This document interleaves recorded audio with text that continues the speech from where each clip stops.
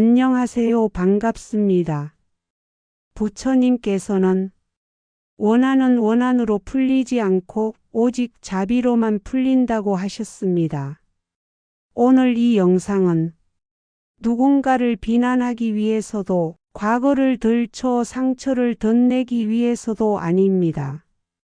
베트남 다낭 인근에 남아있는 한국군 증오비라는 조용한 돌 하나를 통해 우리가 미처 돌아보지 못했던 기억과 그 기억 앞에서 한국인으로서 가져야 할 마음을 차분히 성찰해 보고자 합니다.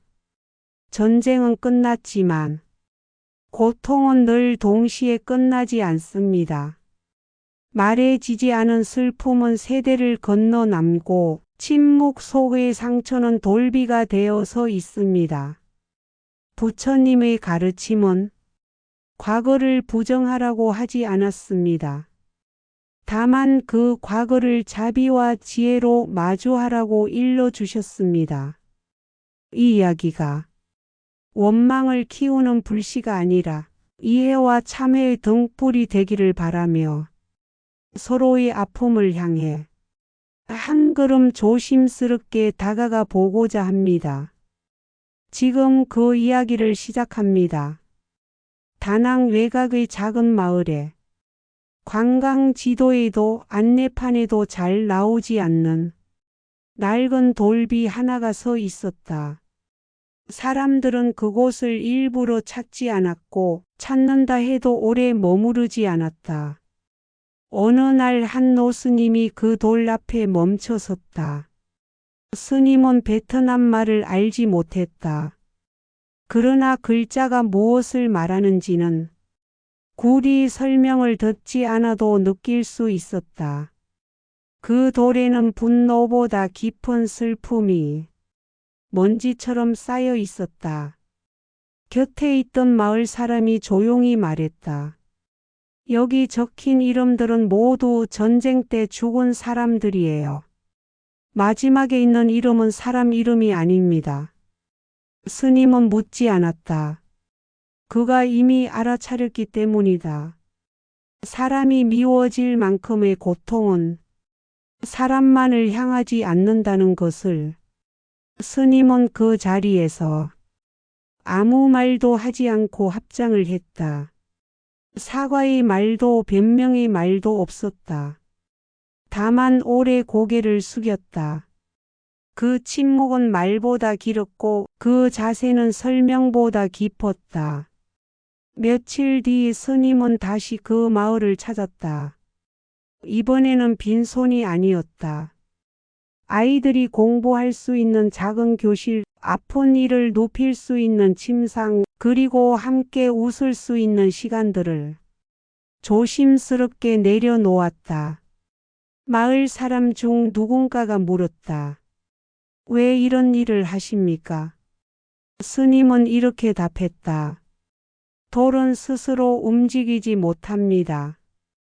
그러니 살아있는 우리가 한 걸음 다가가야 합니다. 부처님께서는 원한을 끊는 길은 과거를 지우는 데 있지 않고 현재의 마음을 바꾸는 데 있다고 하셨다. 그날 이후 돌비는 여전히 그 자리에 서 있었다. 그러나 마을 사람들은 알게 되었다. 기억은 지워지지 않아도 정오는 누그러질 수 있다는 것을. 그리고 스님은 끝내 말하지 않았다. 용서해 달라고도 잊어 달라고도. 다만 이렇게 남겼다. 자비는 설명이 아니라 몸으로 먼저 건너는 다리라는 것을. 월남전쟁 시절 다낭은 단순한 항구 도시가 아니었습니다. 북과 남이 서로를 향해 칼날을 세우던 전선의 가장자리에 놓인 땅. 전쟁이 숨을 고르며 다시 시작되던 문턱이었습니다. 하노이와 사이공을 잇는 길목에서 다낭은 늘 긴장으로 깨어 있었습니다. 부처님께서는 모든 인연은 조건 따라 생긴다고 하셨습니다. 그때 다낭에 모인 군대와 무기, 두려움과 명령 또한 그 시대가 만들어낸 조건이었습니다. 그러나 조건은 이해의 대상이지 고통의 면죄부는 아닙니다.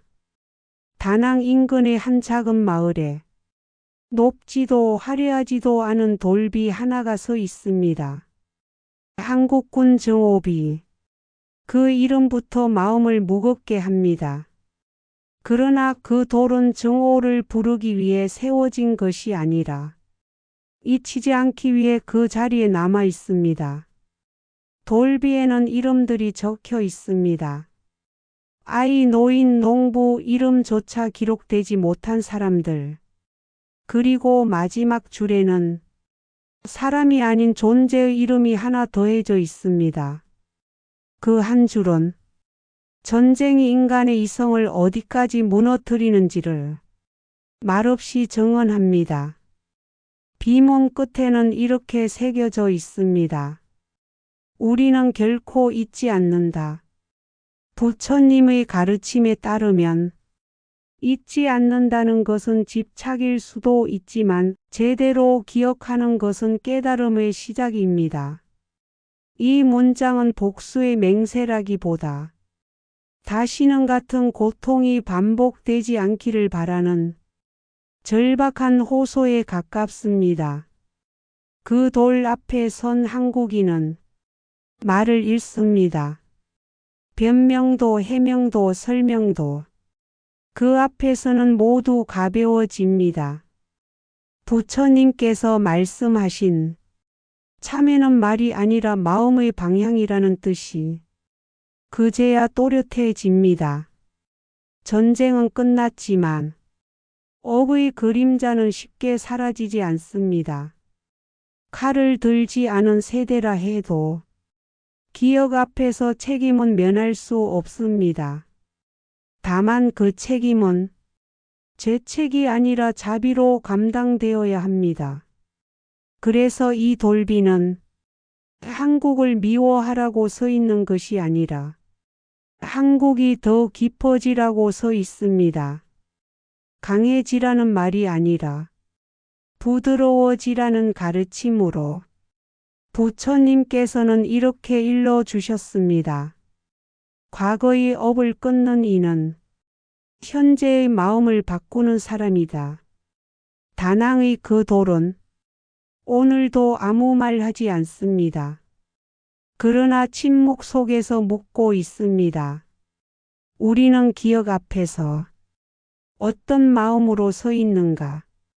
잊힌 돌비 하나가 전쟁의 또 다른 얼굴이 아니라 자비가 시작되어야 할 자리임을 조용히 가르치고 있습니다. 원하는 시간을 건너 남지만 자비는 시간을 넘어 치유한다. 잊지 않겠다는 다짐은 복수가 아니라 다시는 반복하지 않겠다는 소원일 수 있다. 과거를 부정하는 마음에서는 지혜가 자라지 않고 과거를 끌어안는 자비에서 길이 열린다. 전쟁은 총으로 끝나지만 업은 마음이 바뀔 때까지 남아있다. 말로 하는 사과는 바람에 흩어지지만 행으로 보인 자비는 땅에 뿌리 내린다. 침묵하는 돌 앞에서 고개를 숙일 줄 아는 마음이 참회의 첫 모습이다. 기억은 정오가 될 수도 있고 깨달음이 될 수도 있다. 그 갈림길에 서 있는 것은 언제나 현재의 마음이다. 남의 상처를 외면하지 않는 용기가 곧 지혜의 시작이다. 자비란 잘못을 없던 일로 만드는 것이 아니라 다시는 일어나지 않게 하는 힘이다. 책임을 회피하는 평온보다 책임을 감당하는 불편함이 수행에 가깝다. 업은 변명으로 가벼워지지 않고 실천으로만 전환된다. 과거를 말하는 입보다 미래를 바꾸는 손이 더 불교적이다.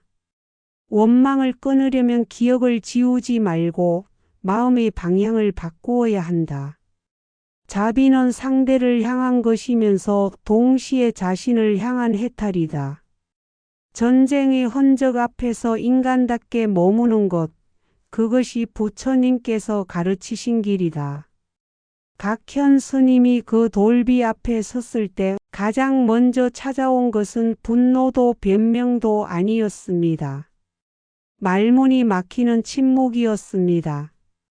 글자를 다 읽지 못해도 그 돌이 무엇을 안고 서 있는지는 한눈에 알 수 있었습니다. 그것은 정오라기보다 너무 오래 쌓여 단단해진 슬픔이었습니다.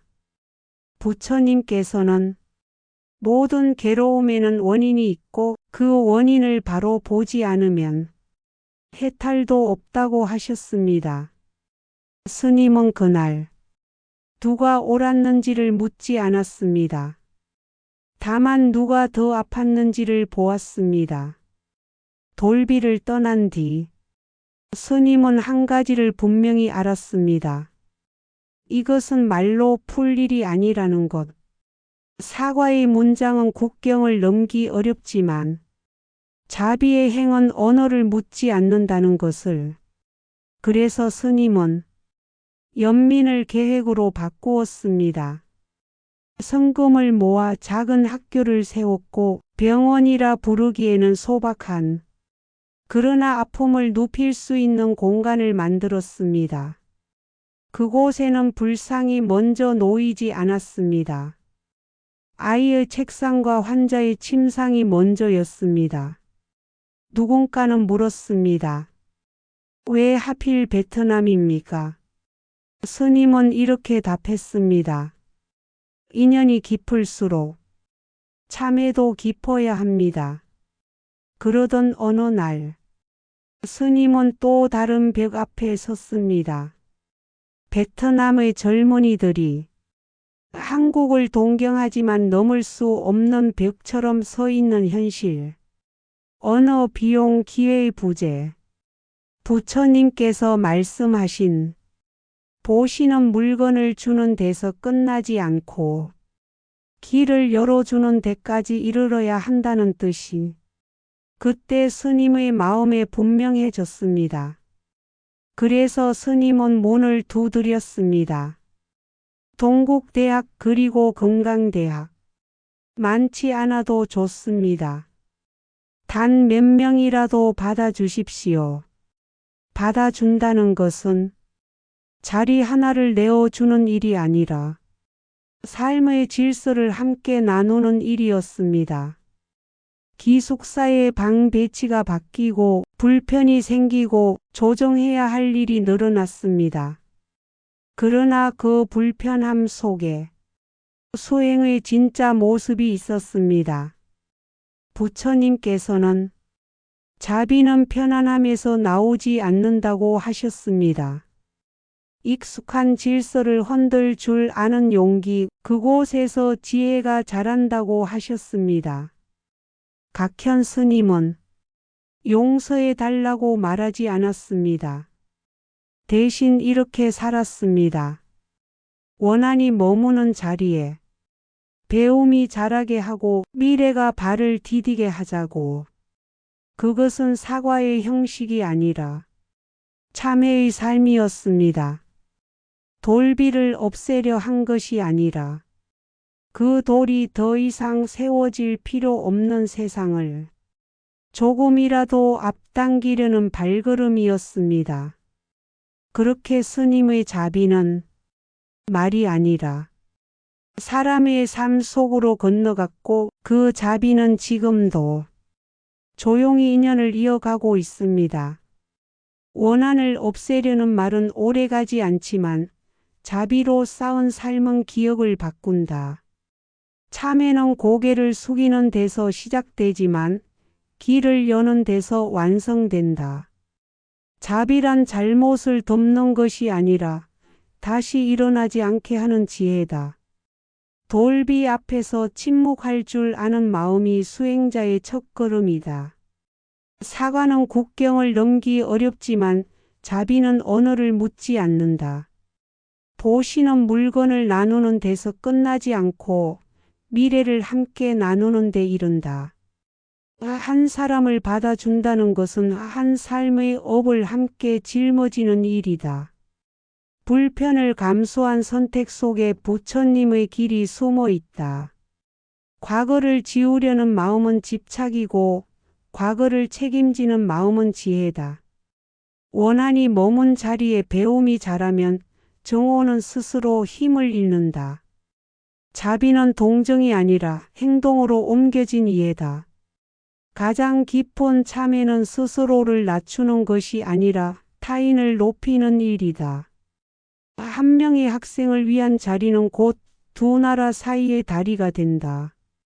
불교의 실천은 말의 높이가 아니라 삶의 깊이로 드러난다. 원한을 끊는 길은 상대를 설득하는 데 있지 않고 스스로 먼저 건너는 데 있다. 사람들은 종종 과거를 두고 다툽니다. 누가 더 큰 피해자인지, 누가 먼저 사과해야 하는지, 어느 말이 더 정당한지. 말은 늘 현재에서 나오지만 그 그림자는 과거에 묶여 흔들립니다. 부처님께서는 과거에 집착하는 마음도 미래를 두려워하는 마음도 모두 괴로움의 다른 이름이라 하셨습니다. 중요한 것은 지금 이 순간 어떤 마음으로 서 있느냐입니다. 한국 사회는 일본의 과거사 문제 앞에서 정당한 분노를 가져왔습니다. 그 분노는 역사적 기억을 지키는 방패였습니다. 그러나 방패는 오래 지면 움직임을 방해하기도 합니다. 지키는 것과 매이는 것은 같은 듯 보이나 다릅니다. 그렇다면 묻지 않을 수 없습니다. 만약 어느 날 베트남이 우리에게 같은 질문을 던진다면 우리는 어떤 얼굴로 서 있을 수 있을까요? 부처님의 지혜는 상대를 향해 들이대는 잣대가 자신에게도 그대로 돌아온다는 사실을 늘 일깨웁니다. 남의 과거를 말할 때 자신의 과거를 외면한다면 그 말은 곧 업이 되어 돌아옵니다. 그래서 이 문제 앞에서 정치는 답이 되기 어렵습니다. 정치는 계산하고 자비는 감당합니다. 정치는 책임을 나누지만 불교는 고통을 끌어안습니다. 비난은 순간의 통쾌함을 주지만 자비는 시간을 바꿉니다. 부처님께서는 원한을 끊는 이는 상대를 이기는 사람이 아니라 자기 마음을 이기는 사람이라 하셨습니다. 과거를 부정하지 않는다는 것은 기억을 지우지 않는다는 뜻입니다. 그러나 거기에 묶이지 않는다는 것은 그 기억을 미래의 방향으로 전환할 수 있다는 용기입니다. 동아시아는 상처가 겹겹이 쌓인 땅입니다. 한국과 일본, 한국과 베트남, 중국과 이웃 나라들. 이 땅이 다시 전쟁의 언어를 쓰지 않으려면 누군가는 먼저 정오를 내려놓는 법을 보여야 합니다. 부처님의 길은 강한 자의 길이 아니라 먼저 내려놓는 자의 길이었습니다. 자비는 약함이 아니라 가장 큰 책임의 다른 이름입니다. 과거는 부정하지 말아야 합니다. 그러나 미래를 위해 과거에만 머물러서도 안 됩니다. 오늘 우리가 준비해야 할 답은 옳고 그름의 선언이 아니라 고통 앞에서 어떤 선택을 할 것인가에 대한 삶의 태도입니다. 부처님께서 가르치신 대로 원한의 고리를 끊는 이는 언제나 지금 여기에서 자비를 선택하는 사람입니다. 과거를 부정하는 마음에서는 진리가 자라지 않고 과거를 바로 보는 마음에서 지혜가 열린다. 기억은 집착이 될 수도 있고 깨달음의 문이 될 수도 있다. 선택은 현재의 마음에 달려 있다. 원한을 붙드는 손은 미래를 움켜쥘 수 없다. 남의 과거를 꾸짖기 전에 자신의 과거를 감당할 수 있을 때 말은 힘을 얻는다. 분노는 정의의 얼굴을 하고 오지만 오래 머물면 또 다른 폭력이 된다. 부처님의 길은 이기는 길이 아니라 끊는 길이다. 정치가 계산하는 곳에서 자비는 책임을 맡는다. 과거의 매인 평온보다 미래를 여는 불편함이 수행에 가깝다. 참된 사과는 말의 순서가 아니라 삶의 방향으로 드러난다. 진리는 상대를 침묵시키지 않고 스스로를 돌아보게 한다. 원한을 내려놓는 것은 잊음이 아니라 더 깊은 기억이다.